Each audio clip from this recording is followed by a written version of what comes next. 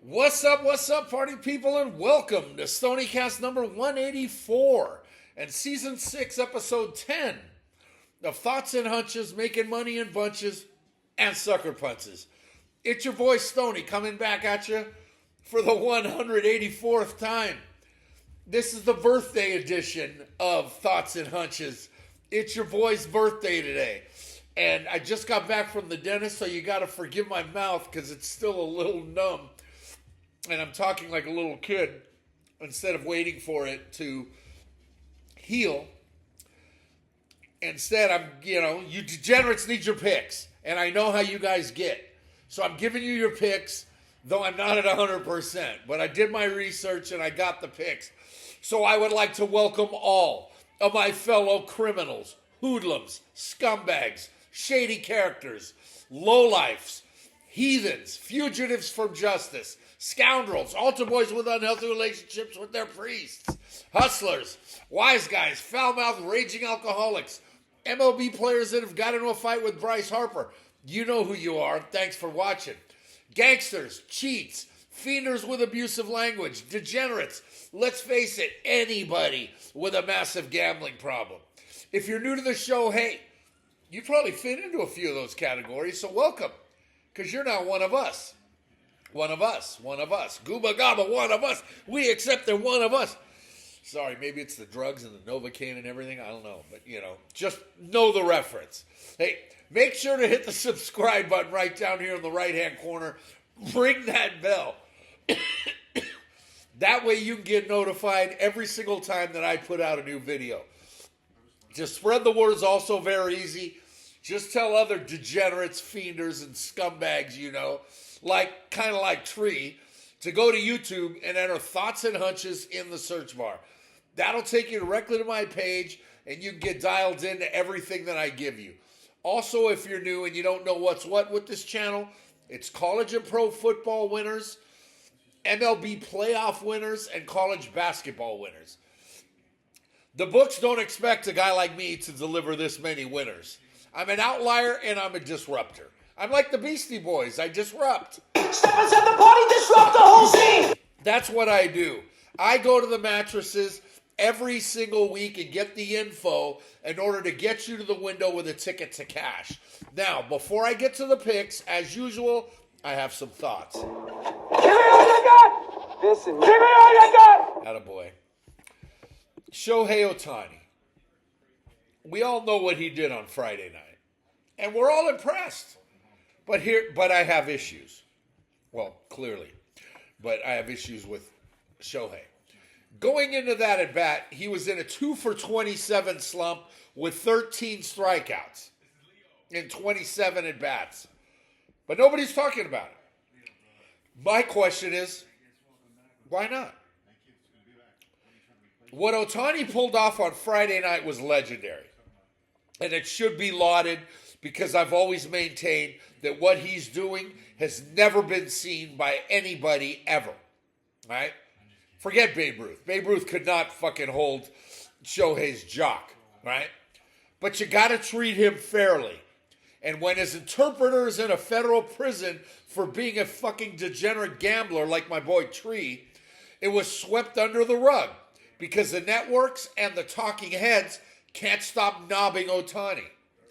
That's fine when he deserves it.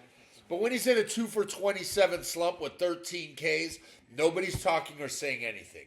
It's just an unfair double standard that needs to be addressed if he's not delivering, especially when he's not delivering.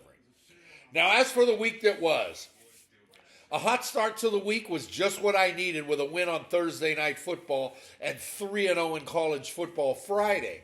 That had my confidence soaring, right, going into a big Saturday, right? Then I got crushed, just plain and simple. 1-5 in the noon window, 1-4 in the afternoon. That had me 2-9 on the day. Ouch. A 4-2 evening session was nice, and hitting the degenerate special was just what the doctor ordered, right, to finish the college week at 10-11, which ain't good, but the degenerate special, if played correctly, makes up for a lot of missteps along the way. NFL Sunday came along, and I just delivered. and kept on delivering all day. 5-2 in the noon window, 4-2 in the afternoon made my week. Yeah, I missed on Sunday night, and I got a split on Monday. But 10-6 is solid. And add that to an 11-6 week in MLB playoffs, that's a solid week. Winning. That should be a sound bite, a sound drop. I got Charlie Sheen on here talking about winning. Let's take a peek at the numbers. Last week, 31 wins, 23 losses, 57.41%. Not a great week, but you can't go broke taking a profit. Those are good numbers, 57. NCAA football for the season, 97 wins, 64 losses, 4 pushes, 60.25%, still over 60 for the season. That's just incredible. NFL, 66 wins, 46 losses, 1 push, 58.93%, just under 59, which is nice. MLB playoffs, 49 wins, 38 losses, 1 push, 56.32%. Postseason numbers are rising with the series beginning Friday night. They just keep going up after that first week, which wasn't so good. Ever since then, 3 straight weeks posting winners. Degenerate special, 7-4, 63.64%. That's top notch. Thursday night, 7-7, 50%. 2 straight wins, and I'm even. Right? So, that's always a good thing. Now we just got to get over the hump. Sunday night, 3 wins, 4 losses, 1 push, 42.86%. Got to get hot after Kerry sings, period. Right? Monday night, 6 wins, 5 losses, 54.54%. Over 500 is good. Now it's time to build. And overall, 9 episodes. Every single pick that I've given you this season. 212 wins, 148 losses, 6 pushes. 58.89%. Large numbers. That only means one thing. Pay him. Pay that man his money. Now, once again, remember that all these picks are 100% free, right? So for all those touts out there that are charging you for picks and giving you 75 to 80% winners guaranteed, Brent Musburger, come on, stop. First of all, we all know you're full of shit, and you're charging for these picks. Oh! I mean, come on, With me, it's very simple. Just come to YouTube every week, and I'll drop my plays on you for free. Okay? Ready? Away we go to episode number 10. Al, take us away. Just win, baby. Atta kid. The week began last night by hitting the over but missing the side as La Tech failed to cover, or win for that matter. So I'm 1-1 heading into a busy weekend. All right? The 2025 World Series begins Friday night with the Dodgers and Blue Jays getting after it, right? La La Land is minus 220 to win it all, and Toronto's plus 180. Los Doyers are the smart play, right? You bet with this, the Doyers are the pick, right? If you want to win, bet the Doyers. But I can't, under any circumstances, take them to win the series. That will never happen in my lifetime. I would rather not bet on them, or not bet on the World Series, which is sacrilegious, than to bet on them, right? But I did it anyway. I've got Toronto, and I got not only do I have Toronto to win the series, but I've got Toronto to win the series in 7 at plus 575. Long shots, but hey, value is value. As for game 1 on Friday night, it all gets going at 8 Eastern on Big Fox at the Rogers Center in Toronto. The Dodgers are minus 157 and plus 118 on the run line, while the Jays are plus 129 and minus 143 on the run line, and the total set at 7.5 at minus 123 to the under.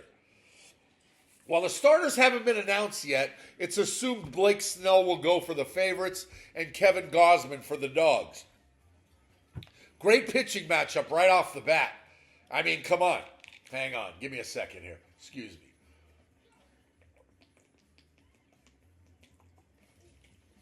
Ooh. with the way Snell has looked in his 2 outings, there's no reason to take Toronto in game 1, right? Unless Gosman throws a gem, which is very possible.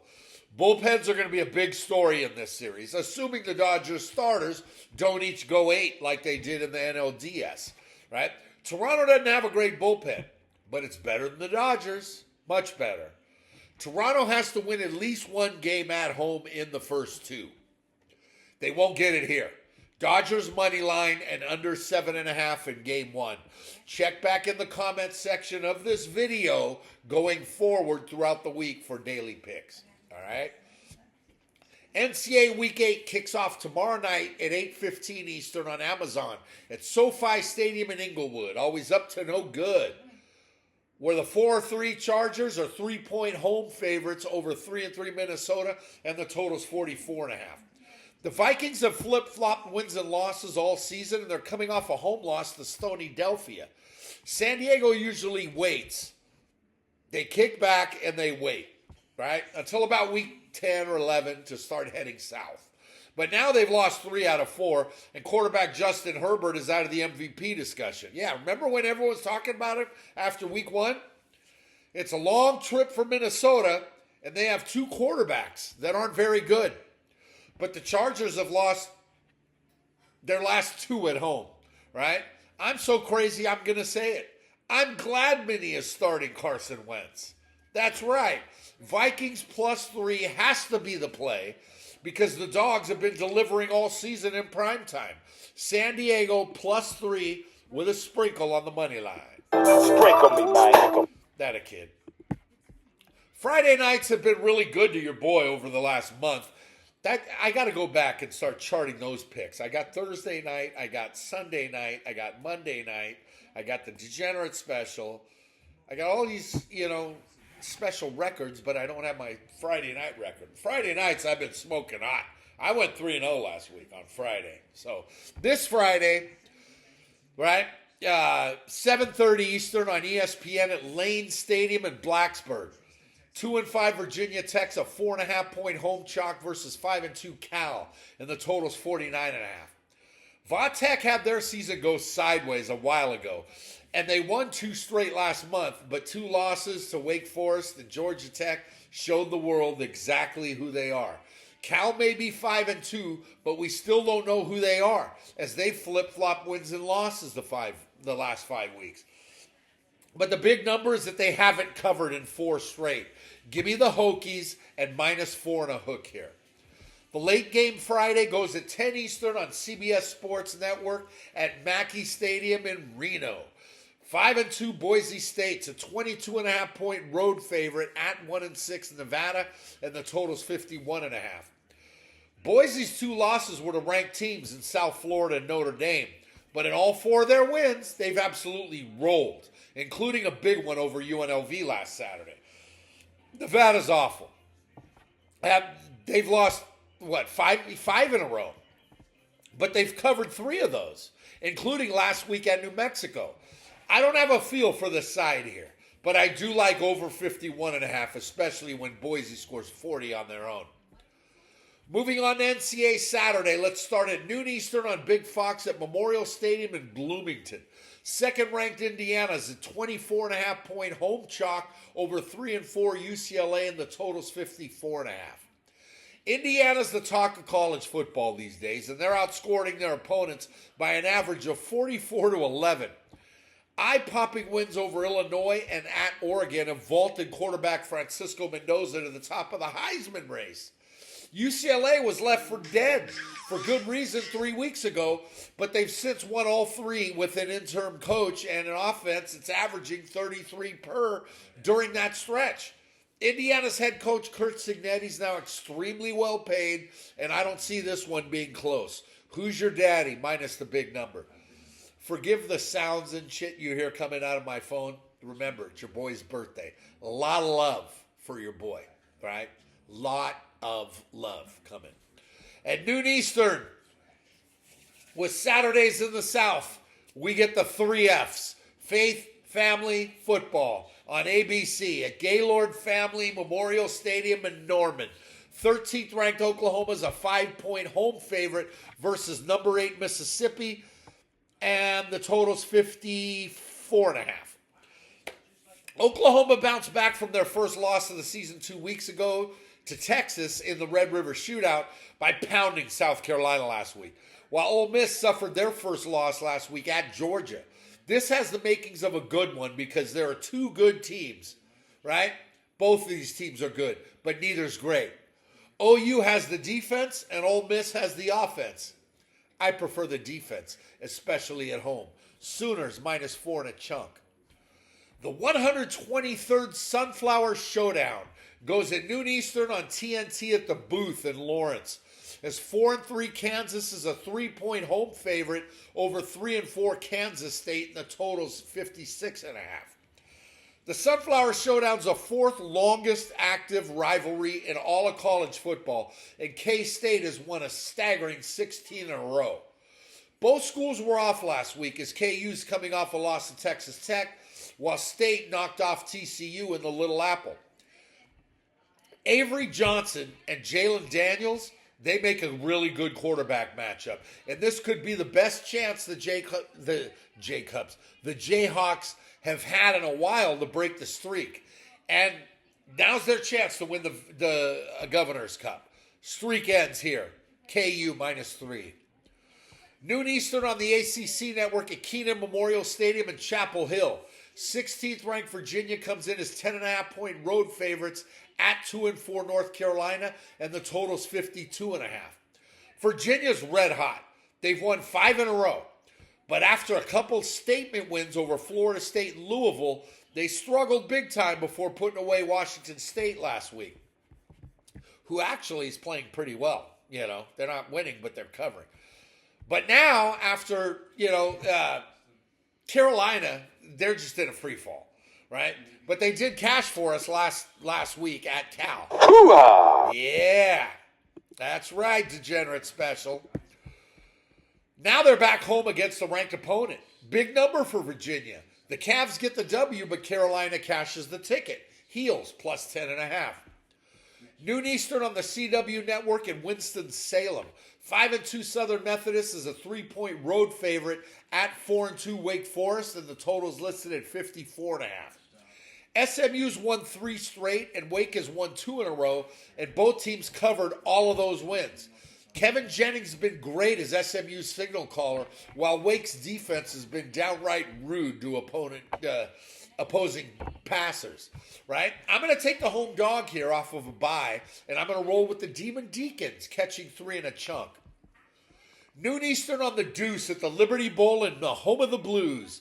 Number 18 South Florida is a 6-point road favorite at 6-1 Memphis, and the total 63.5.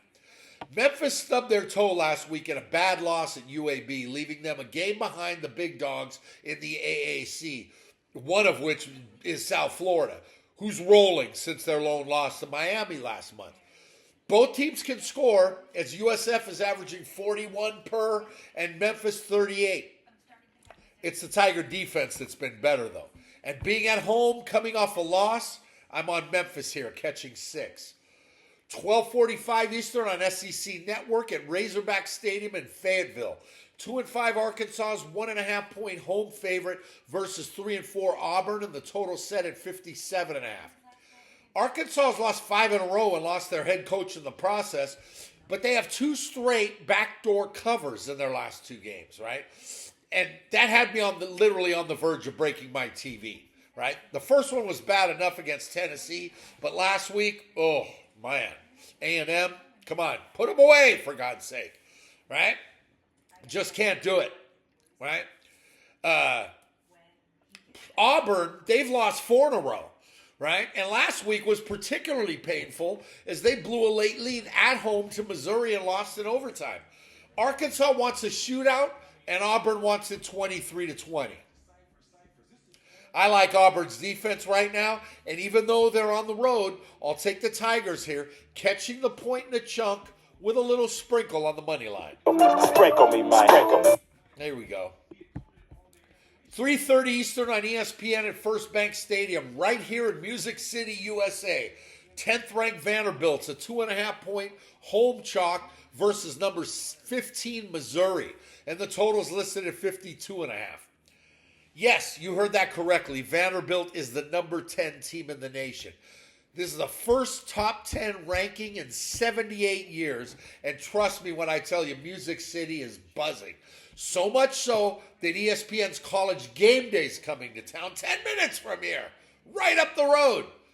Alabama beat Vandy on October 4th and Missouri the very next week, giving both these schools their only losses, right? Two quarterbacks with very similar skill sets, Bo Perbula and Diego Pavia.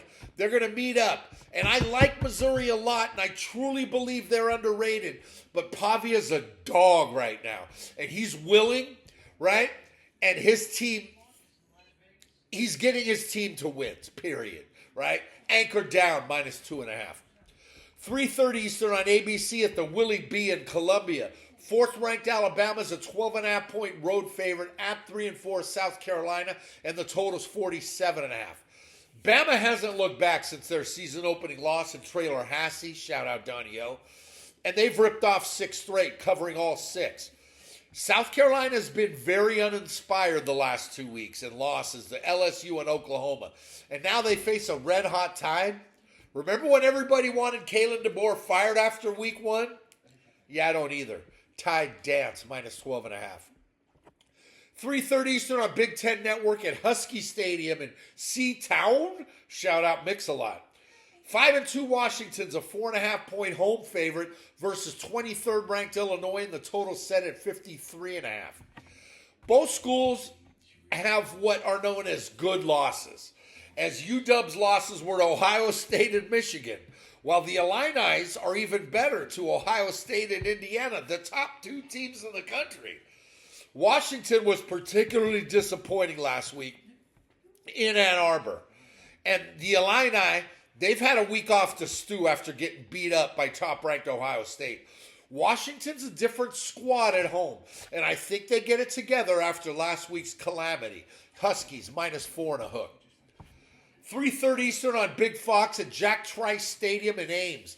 5-2 Iowa State's a 2.5-point home favorite versus 11th ranked Brigham Young, and the total set at 49.5. BYU is unbeaten and knocking on the door of the top 10.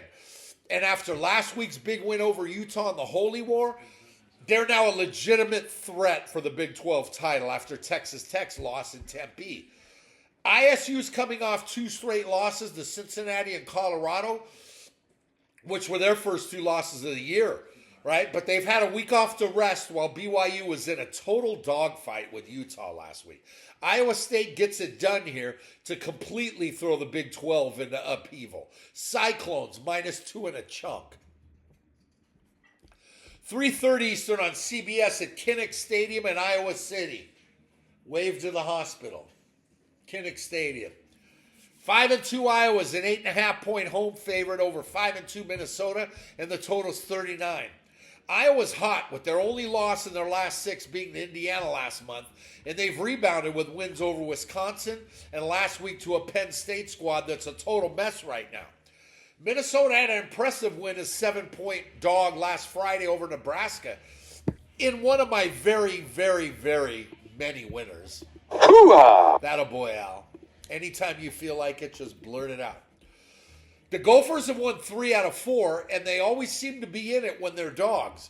And they can't seem to cover as chalk.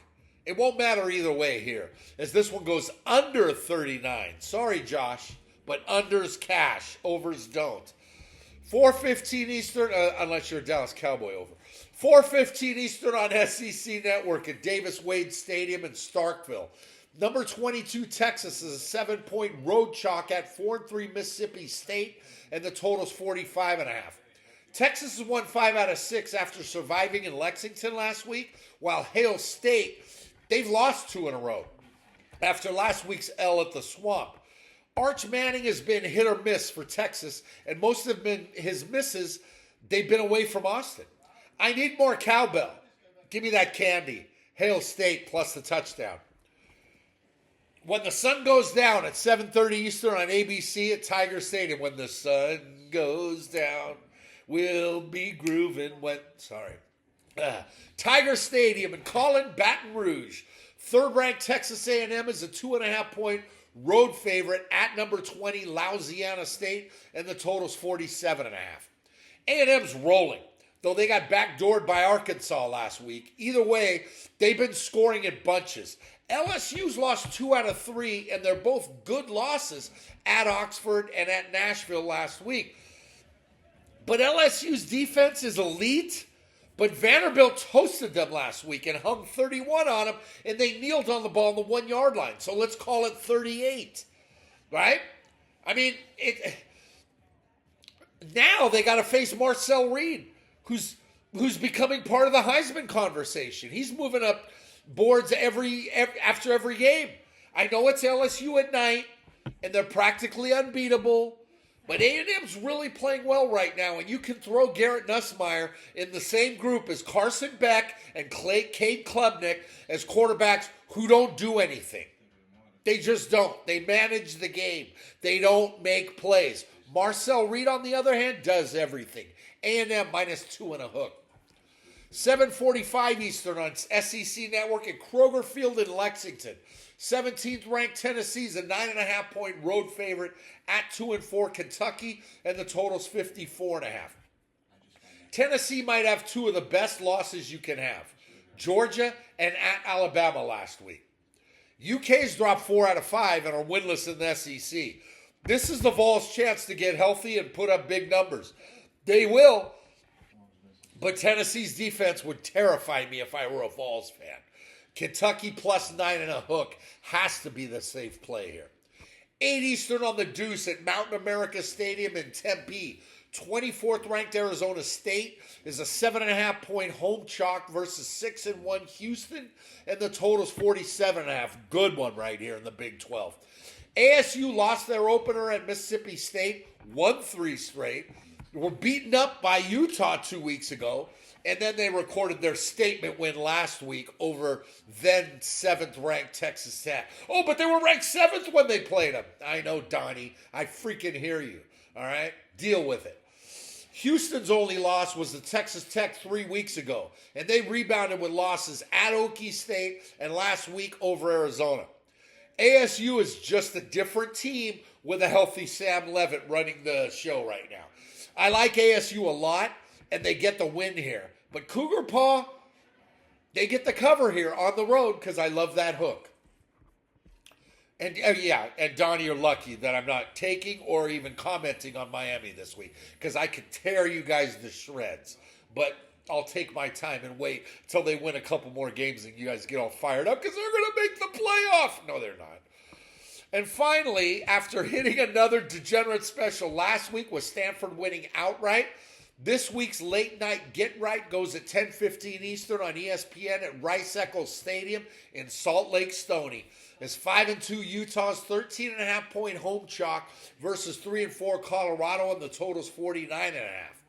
Utah's only 2 losses were to Texas Tech and last week's Holy War in Provo, while Colorado did win 2 weeks ago over Iowa State before taking last week off. Utah quarterback Devin Dampier had a rough go against BYU's physical defense, but I think he's just going to go off this week in a game that I think gets away from Colorado real soon. Utes roll. NFL Week 8 Sunday begins at noon Eastern on Fox at Energy Stadium in H-Town. The 2-3 Texans are 1-point home favorites versus 5-2 San Francisco, and the total's 41.5. After a rough start to the season, Houston has now won 2 in a row, but wins over, they had won 2 in a row until that freaking disaster the other night. But wins over Tennessee and Baltimore don't impress me, right? The 49ers have a couple nice wins over the Ram Chops and the Falcons last week, sandwiched around a loss in Tampa Bay. San Fran's injury report is all anyone can talk about, and they have certainly played very well considering. Houston's the play here because as much as they keep winning, there's no confidence in the 49ers. Texans -1, and while we're at it, let's also jump on under 41.5 in what looks like a really ugly game. 1 Eastern on CBS at M&T Bank Stadium in Baltimore. The 1-5 Ravens are 6.5-point home chalk versus 4-2 Chicago, and the total's 50.5. Lamar Jackson makes his return to the lineup which is why the shitty Ravens are 6.5-point favorites. Baltimore lost 4 in a row without Lamar, and the Bears have inexplicably won 4 in a row. But the Saints, the Skins, the Raiders, and the Cowboys are all pretty freaking awful. So are the Bears. Ravens roll, -6 and a hook. 1 Eastern on Fox at Bank of America Stadium in Charlotte. The 4-2 Bills are 7.5-point road favorites at 4-3 Carolina, and the total's 45.5. The love just keeps coming. Buffalo's lost 2 in a row to New England and Atlanta, but they had last week off, and now they face a Panthers squad that's won 4 out of 5. Not anymore, though. Sorry. Buffalo off a bye? Shit, I'll lay 13 if I have to. Bills -7.5. 1 Eastern on Fox at the Link in Stoniecastas. The 5-2 Eagles are 7-point home favorites versus the 2-5 Giants, and the total's 43.5. Philly, despite all the negative press, bounced back from their 2-game losing streak by winning in Stoniapolis on Sunday, and now they look for revenge on the Giants, who beat them up in New Jersey just 2 weeks ago. The Giants lost that crazy game Sunday to the Broncos when their defense completely collapsed in the fourth quarter. Philly wins and gets even, but Jackson Dart and Cam Scatterbo they've injected some life into the Giants. I'm going to take the G-men and the touchdown. 1 Eastern on Fox at Shaving Cream Stadium in Foxborough. The 5-2 Patriots are 7-point home favorites versus 2-5 Cleveland, and the total's 40.5. New England's ripped off 4 in a row, and head coach Mike Vrabel's turning a lot of heads, though Buffalo was the only team they beat worth mentioning. Cleveland has had issues scoring, lots of them, right? And they finally got it going Sunday, but it was against Miami to snap their 3-game skid. Dylan Gabriel's improving, albeit slowly, but Cleveland's defense is still elite. I'm going to take the Brownies on the road with the touchdown. And while we're at it, under 40.5 here also. That's 2 separate plays. No freaking parlays. No 8-leg, no 14-leg parlays, please. Stop with that nonsense. Just give me your money. 1 Eastern on CBS at the Jungle in the Queen City. The 3-4 Bengals are 6.5-point home favorites versus the 0-7 Jets, and the total's 44.5. Cincy snapped their 4-game losing streak by taking out Pittsburgh last Thursday in one of my many winners. Attaboy, Al. You tell him. Another one? Attaboy. That was a good one, that one, actually. The Jets are winless, gutless, shitty, any other adjective you want to throw on top of it. I was stupid enough to think they'd win last week, but that ship has sailed. Bengals, -6 and a hook. 1 Eastern on CBS at the Bends in Hot Town. 3-3 Atlanta's 7-point home favorite versus 1-6 Miami, and the total's listed at 45. The Falcons had nice wins over Washington, Minnesota, and Buffalo, but they played like they didn't care on Sunday night in San Francisco, and they were shut out by Carolina of all teams a month ago. This is the most erratic team in the NFL who looks great 1 week and then shits all over themselves the next week. Miami needs to start over, period. They just need to, right? They need to get rid of Mike McDaniel and Tua because everybody in that organization right now is clearly struggling. What? Huh? Struggling. Hey, Joe, was that you? Struggling. Thanks, Joe. God, I really want to kiss you. Also, I found this interesting. This is the 6th straight game with a spread hovering around 7 for the NFL. Bad football is being played in the NFL by far too many teams, like I've been telling you. NCAA Saturdays way better than NFL Sundays. What was I getting at? Falcons, -7. 4 Eastern on Fox at the Superdome in the Big Easy. 5-2 Tampa Bay is a 4.5-point road favorite at 1-6 Nolans, and the total's 47. Tampa was looking like the best team in the NFC until getting beat up on Monday night in Detroit, and now they head to New Orleans to take on a shitty Saints team. Come on, Bucks win easily, but I honestly believe that the Saints have enough to be hanging around on the late night. Alligator blood. Hanging around. Kid's got alligator blood. He does. He's got the alligator blood. 4:25 Eastern on CBS at Lucas Oil Stadium in Indianapolis. 6-1 Colts are 14-point home favorites versus 1-6 Tennessee, and the total's 47. The Colts are the best team in the NFL, and eventually the haters, including me, are going to hate. They're going to have to live with it, period, right? I haven't bought into them all season, and while their only good win was last week over San Diego, they're winning and winning and winning easily these days, right? The Titans are a train wreck who lost 41-20 at home to Indy a month ago. And since the Titans beat Arizona, they've regressed. Losses to the Raiders and Patriots followed. And now they're not only coachless, but they have no identity. Except that they're bad. Everybody and their grandmother will take Indy this weekend. And that's what the wise guys want you to do. Maybe I'm a glutton for punishment, but I'll take Tennessee and the points on the road. 4:25 Eastern on CBS at Mile High in Denver. The 5-2 Broncos are 3-point home favorites versus 3-1 Dallas, and the total's 49.5. Denver's won 4 in a row, but they're still tough to get a read on. Their defense is elite, but the jury's still out on Bo Nix. Last week was a complete mirage, right? And that had they had absolutely no business winning after being outplayed badly by the Giants for 3 quarters. Dallas keeps on scoring, and they keep on allowing teams to score. I hit both sides of Dallas and the over last week. Hoo-ah! Yeah, that's what I did. They just keep coming. That's now 5 straight weeks I've cashed with the Cowboys over, regardless of who they're playing and what the number is. Call me crazy, but I'm on Dallas +3 with a sprinkle. Sprinkle me, man. And a kid. And while I'm at it, of course, give me the over also. After waiting all day for Sunday night to see Carrie Underwood's legs, at 8:20 Eastern on NBC at the stadium formerly known as the Giant Ketchup Bottle in Steel City, USA, 4-1-1 Green Bay is a 3-point road favorite at 4-2 Pittsburgh, and the total's 44.5.